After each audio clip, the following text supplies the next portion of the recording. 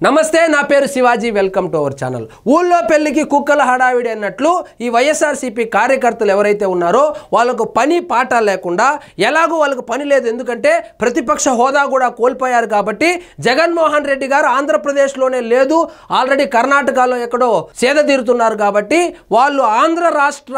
రాజకీయాలను గాలి కొదిలి ఇప్పుడు తమిళనాడు రాజకీయాల మీద దృష్టి పెట్టారు అక్కడెక్కడో టీవీకే పార్టీ అనేటువంటి ఒక పార్టీని పెట్టినటువంటి యాక్టర్ విజయ్ ఉన్నారు కదా ఆయన పార్టీకి సంబంధించి నిన్న ఏదో తీర్మానం చేశారు ఏందంటే ఆయనే ముఖ్యమంత్రి అభ్యర్థి అని ఎవరు ప్రకటించారు వాళ్ళ పార్టీకి సంబంధించినటువంటి ముఖ్య నేతలు కార్యకర్తలు మా పార్టీకి సంబంధించి ముఖ్యమంత్రి అభ్యర్థిని ప్రకటిస్తే వీళ్ళు ఆల్రెడీ విజయే ముఖ్యమంత్రి అయిపోయినట్లు ఆయన ఒకడే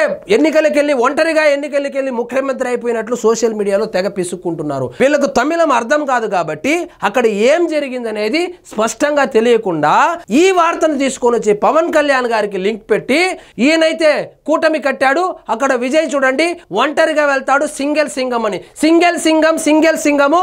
సింహం ఒంటరిగా వెళ్తుందనే కదా జగన్మోహన్ రెడ్డి గారు 151 సీట్ల నుంచి 11 సీట్లకు పడిపోయింది అదేవిధంగా పొత్తులు పెట్టుకోవడమే తప్పైతే ఈ ప్రపంచంలో రాజశేఖర్ రెడ్డి గారి కన్నా ఘోరంగా పొత్తు పెట్టుకున్నటువంటి నాయకులు ఎవరూ లేదు అంటే పొత్తు పెట్టుకున్న వాళ్ళందరినీ అవమానిస్తారంటే మొదట అవమానించాల్సింది రాజశేఖర్ రెడ్డి గారిని రాజశేఖర్ రెడ్డి గారు ముఖ్యమంత్రి అయింది పొత్తులు పెట్టుకునే ఏదో పాదయాత్ర చేశాడనో ఇంకోటనో కాదు అప్పట్లో తెలుగుదేశం పార్టీకి సంబంధించి వ్యతిరేక వర్గాన్ని మొత్తం ఒకటిగా చేసి వ్యతిరేక ఓటు చీలనివ్వకుండా చేసి ముఖ్యమంత్రి అయిన ఆయన వైఎస్ రాజశేఖర్ రెడ్డి వీళ్ళు ఇండైరెక్ట్ గా వైఎస్ రాజశేఖర్ రెడ్డి గారిని అవమానించినట్లే ఇక చూడండి వాళ్ళు ఏం చెప్పారంటే టీవీకే ముఖ్యమంత్రి అభ్యర్థిగా విజయ్ మా పార్టీ సంబంధించి ముఖ్యమంత్రి అభ్యర్థిగా విజయే ఉంటాడు సో మా పార్టీతో ఎవరైనా పొత్తులు పెట్టుకోవాలంటే విజయ్ ముఖ్యమంత్రి అభ్యర్థిత్వానికి ఓకే అనే వాళ్ళు మాత్రమే మా యొక్క కూటమిలోకి రండి అని చెబితే వీళ్ళకు తమిళ అర్థం కాకుండా నేను కూటమిలోకి వెళ్ళను ఎవరితోనూ పొత్తు పెట్టుకోను అని చెప్పాడని చెప్పి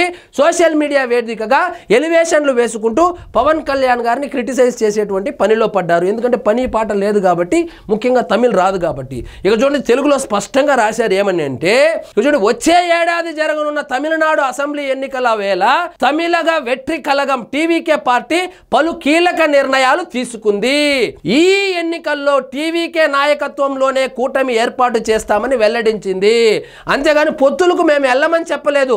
మేము డిఎంకేతో పొత్తు పెట్టుకోము మేము బీజేపీతో పొత్తు పెట్టుకోమని చెప్పిందే కానీ మేము పొత్తు పెట్టుకోము లేదా జగన్మోహన్ రెడ్డి లాగా సింగిల్ సింహం లాగా ఎన్నికలకు వెళ్తామని ఎక్కడా చెప్పలేదు మీకు తమిళ అర్థం కాకపోవడం వల్ల ఈరోజు తెలుగు పేపర్లో వేశారు చదువుకోండి సో కూటమి అభ్యర్థిగా